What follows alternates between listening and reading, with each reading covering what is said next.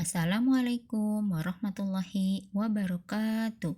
Hai anak-anak, bagaimana kabarnya? Semoga semuanya dalam keadaan sehat walafiat dan tetap semangat belajar dari rumahnya ya. Untuk kali ini, Ibu akan menjelaskan pelajaran tematik tema 2, subtema 3, energi alternatif, khususnya pelajaran IPS. Pekan lalu kita sudah belajar tentang pemanfaatan sumber daya alam, bahwa sumber daya alam itu dimanfaatkan untuk memenuhi kebutuhan manusia. Nah, untuk kali ini kita akan pelajari tentang potensi ekonomi berdasarkan pemanfaatan sumber daya alam. Maksudnya adalah sumber daya alam itu akan dimanfaatkan oleh masyarakat yang ada di sekitarnya dan akan menghasilkan kegiatan ekonomi atau mata pencaharian. Apa itu kegiatan ekonomi? Kita akan bahas. Kegiatan ekonomi adalah kegiatan manusia untuk memenuhi kebutuhan hidupnya. Kegiatan ekonomi suatu masyarakat itu bergantung pada sumber daya alamnya. Persebaran sumber daya alam tidak merata antara daerah yang satu dan daerah yang lain.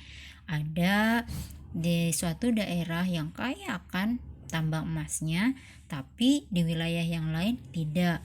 Atau sebaliknya, ada di suatu daerah yang kaya akan hasil perikanannya atau hasil lautnya, tapi di daerah yang lain tidak memiliki hasil ikan. Nah, persebaran yang tidak merata ini disebabkan oleh 3 faktor. Yang pertama, perbedaan iklim. Yang kedua, perbedaan musim. Yang ketiga, keadaan geografis. Pengaruh kondisi alam terhadap mata pencaharian.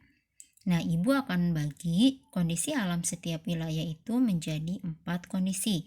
Yang pertama, masyarakat pesisir pantai. Yang kedua, masyarakat di daerah dataran tinggi. Yang ketiga, masyarakat di dataran rendah. Yang keempat, masyarakat di pegunungan. Yang pertama adalah masyarakat di pesisir pantai.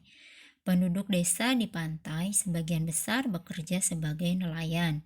Daerah pantai banyak digunakan oleh sebagian penduduk untuk usaha tambak ikan, tambak udang, tambak garam, dan sawah pasang surut.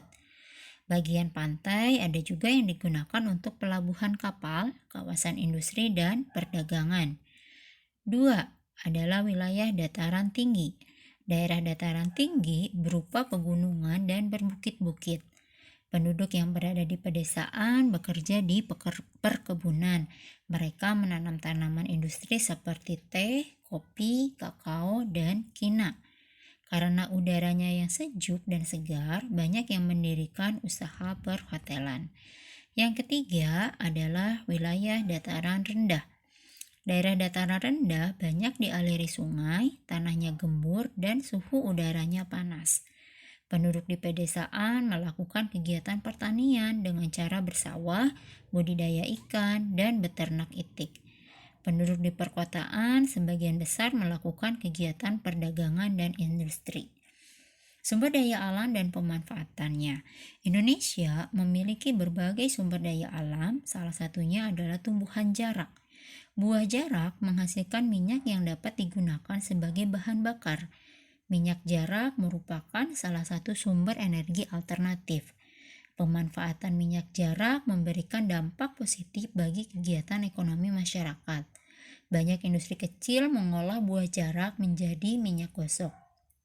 Industri-industri kecil tersebut memberikan lapangan pekerjaan baru kepada masyarakat. Berkat tumbuhan jarak, masyarakat dapat memenuhi kebutuhannya. Berikut adalah pengolahan tanaman jarak menjadi obat gosok. Manfaat lain daun dan buah jarak yaitu menyuburkan rambut, mengobati ketombe, mengobati sariawan, mengobati sakit gigi, merawat kulit, dan mengobati sembelit. Selain tumbuhan jarak, yang dimanfaatkan untuk kesejahteraan masyarakat adalah singkong. Singkong ini menghasilkan makanan seperti getuk, combro, dan keripik singkong. Masyarakat Indonesia menjadikan singkong sebagai mata pencaharian, mulai dari petani, industri rumahan, hingga pegawai pabrik yang mengolah singkong menjadi makanan enak dan layak untuk dijual.